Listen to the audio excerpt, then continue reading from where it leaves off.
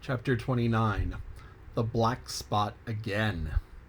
The council of buccaneers had lasted some time when one of them re-entered the house with a repetition of the same salute, which had in my eyes an ironical air, begged for a moment's loan of the torch.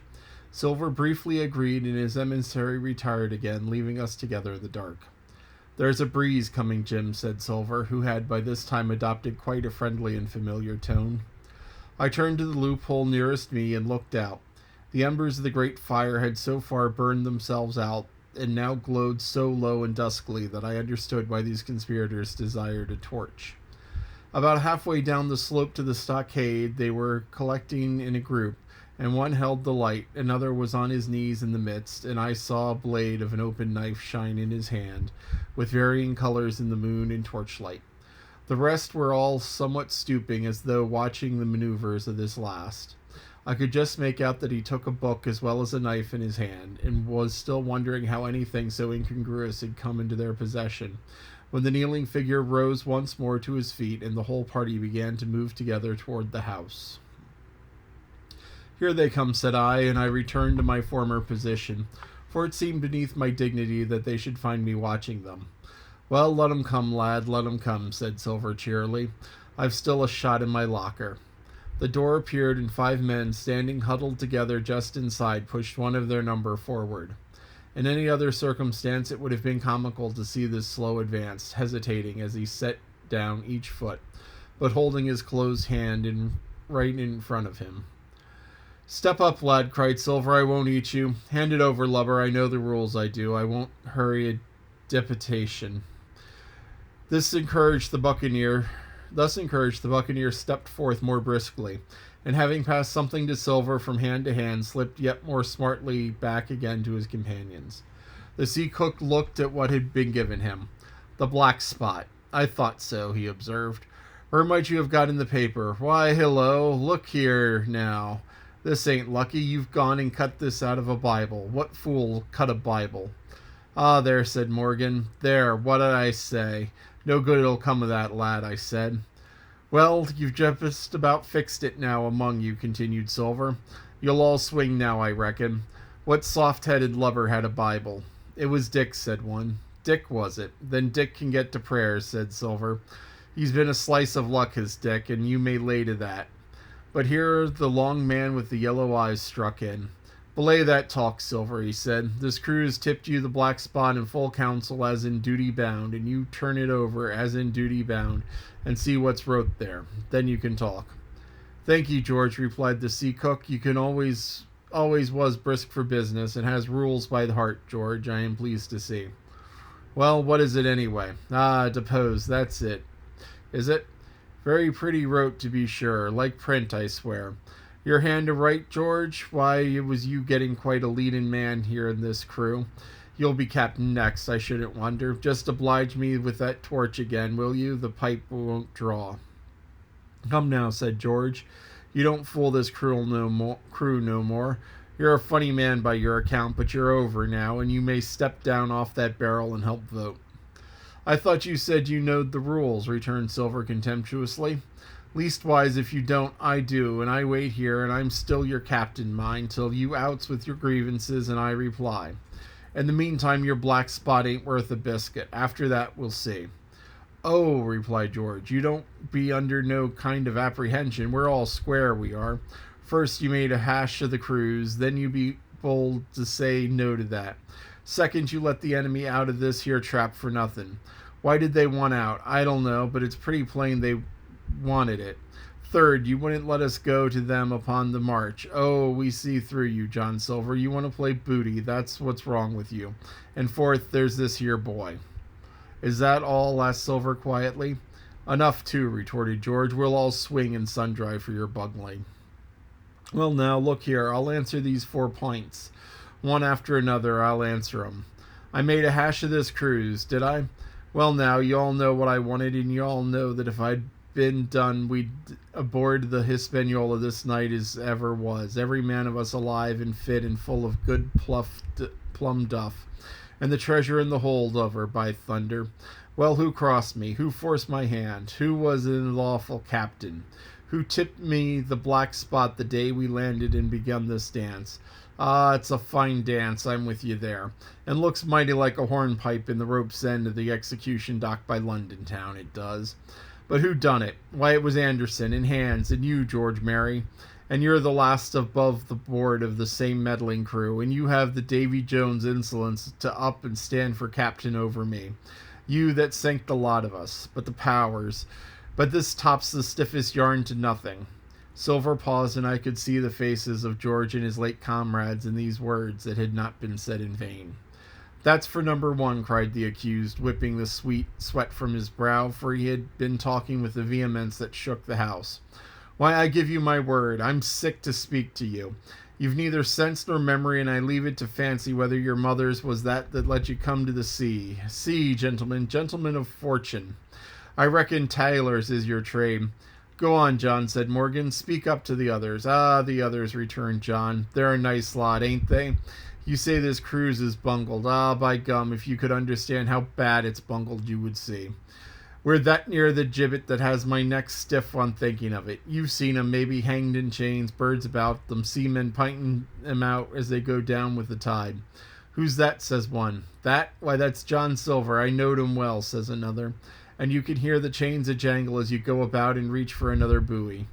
That's about where we are. Every mother's son of us, thanks to him, and Hands, and Anderson, and the other ruination fools of you. And if you want to know about number 4 and that boy, why, shiver me timbers, isn't he a hostage?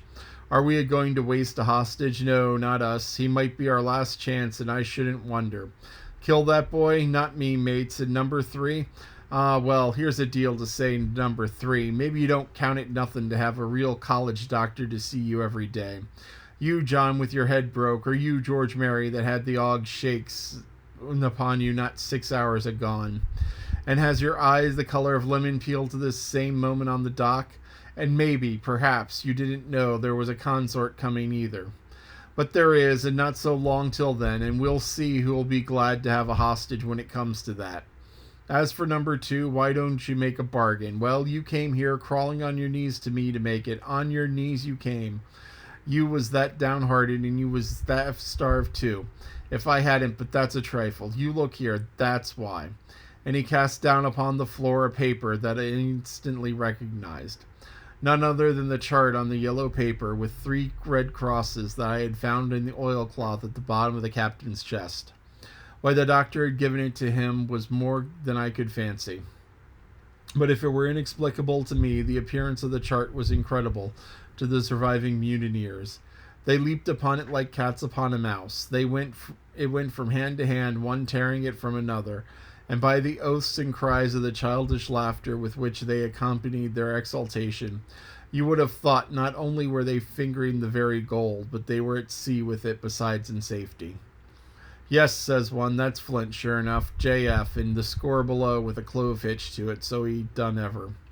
Mighty pretty, said George, but how do we get away with it, with us with no ship?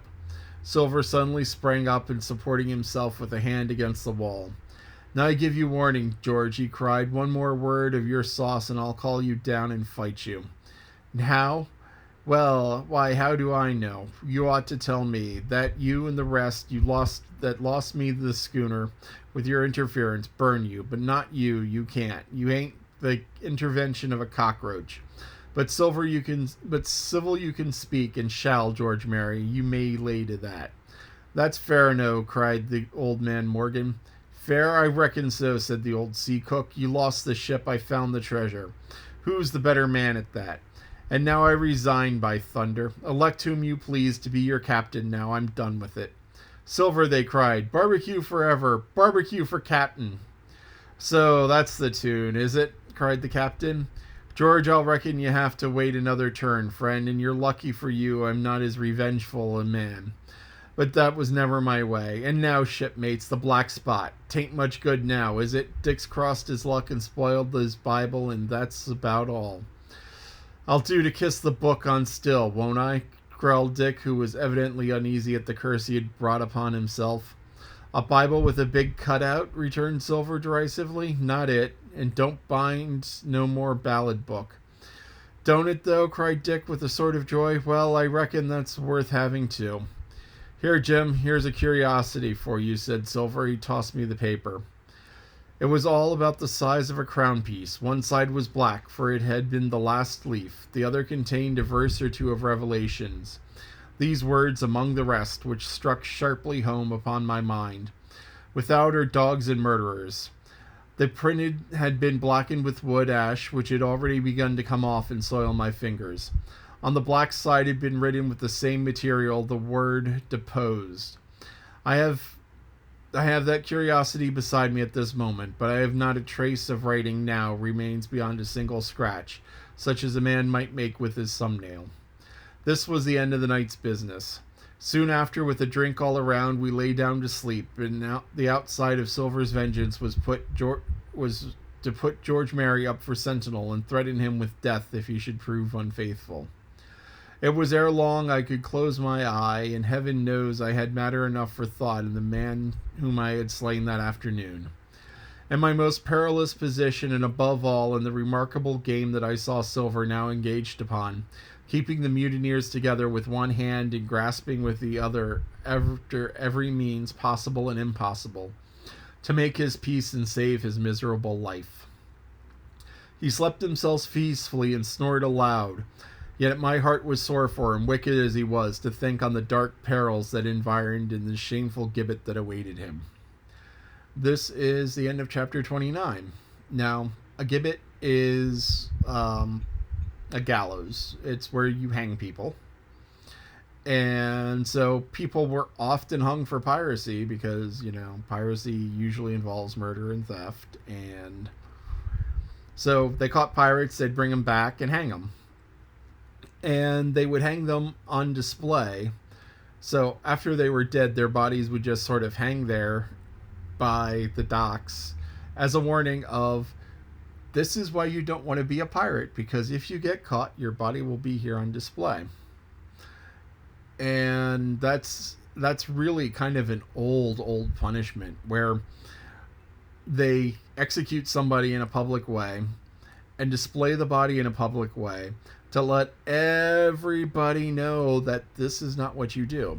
I mean, it's even in the Bible, back in the Old Testament, where King Saul was killed by the Philistines, and because Saul was kind of fighting the Philistines at the time, and they took his body and they put it on display. And eventually King David came and took down the body and buried it properly. But this was an old thing where, it's like, okay, people broke whatever law, and, there were different levels of different levels of punishment. And the top one was being killed and having your body put on display. So it's just sort of a reminder of, this is not something to be done. Now, it's interesting. Here we have the black spot. And Silver got the black spot, just like Billy Bones got the black spot way back. And Silver's like, fine, you give me the black spot. I'm still captain until you figure out who's going to be captain next. And you have to tell me why you don't want me to be captain. So they went and they told him why they didn't want him to be captain, because, he lost the ship, he picked up Jim, he did all of this. And he's like, Jim is a hostage. You're the guys who lost the ship. If you'd listened to me initially, we would have been sailing back in a ship full of treasure, and then we could have mutinied. And so he set out, hey, everything that didn't go according to my plan is your fault. So Silver is one of those people with plans upon plans upon plans. So he's like, okay, plan A, I do this. Plan B, I do that. Plan C, I do the other thing. So here he is. He's run out of plans because his initial plan was get the treasure back on the ship, mutiny, go. Okay, mutiny, kill everyone, get the treasure, go. Now he's on plan C. It's like, okay, I'm going to have Jim Hawkins and I'm going to ransom him. And when this whole thing goes south, Jim will testify for me that I'm not a bad guy and that I saved his life. So Silver is plans upon plans. And the other pirates are kind of trusting him. But Silver, admitted to Jim that he's just going to throw him under the bus. The moment everything turns sour, he's like, it's all them. Jim can attest to this. And Jim was like, yeah. So that's the end of chapter 29, and we are getting down to the end. Getting close.